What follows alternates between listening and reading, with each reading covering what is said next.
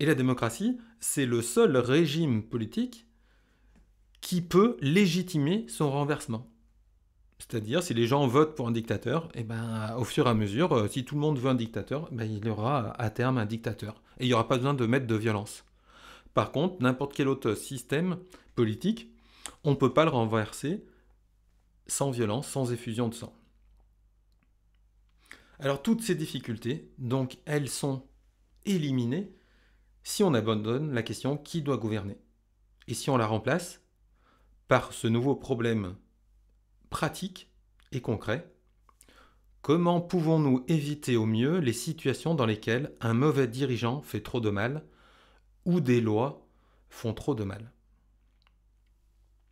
Lorsque nous disons que la meilleure solution que nous connaissons est une constitution qui permette à un vote majoritaire de destituer le gouvernement, nous ne disons pas que le vote majoritaire aura toujours raison.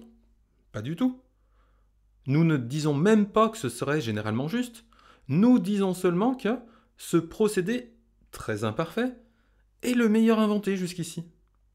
D'ailleurs, on peut rappeler la phrase de Winston Churchill, qui disait que la démocratie est la pire forme de gouvernement, mais à l'exception de toutes les autres formes connues de gouvernement qui sont encore pires.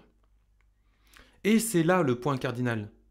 Quiconque a jamais vécu sous une autre forme de gouvernement, c'est-à-dire si quelqu'un a vécu sous une dictature, qui ne peut pas être renversée sans effusion de sang, saura qu'une démocratie, aussi imparfaite soit-elle, vaut la peine d'être défendue. Et je crois, vaut la peine de mourir pour elle. Et je considère qu'il est mal d'essayer d'en persuader les autres. Ça, c'est pas bien quand il y a des gens qui te persuadent qu'il faut mourir pour une cause, ça c'est jamais bon.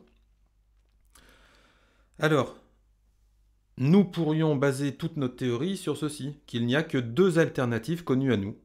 Donc, en politique, soit c'est une dictature, une certaine forme de dictature, soit une certaine forme de démocratie.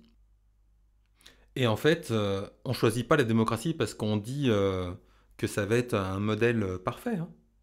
Non. On a cette alternative, dictature ou démocratie. Mais on prend la démocratie parce que la dictature, on sait que ça repose sur la méchanceté et que ça repose sur des actions injustes, mauvaises, néfastes pour les hommes. Ça ne veut pas dire que la démocratie fera toujours des choix justes. Mais ça veut dire qu'elle ne repose pas sur un principe d'injustice. Alors, un dictateur, il peut faire un mauvais usage de son pouvoir. Même s'il était bienveillant, il priverait tous les autres de leurs responsabilités, et donc de leurs droits et devoirs humains. C'est une base suffisante pour se prononcer en faveur de la démocratie. La démocratie, elle est envisagée, là, comme un état de droit qui permet de se débarrasser du gouvernement ou des lois. Aucune majorité, aussi large soit-elle, ne doit être qualifiée pour renoncer à cet état de droit.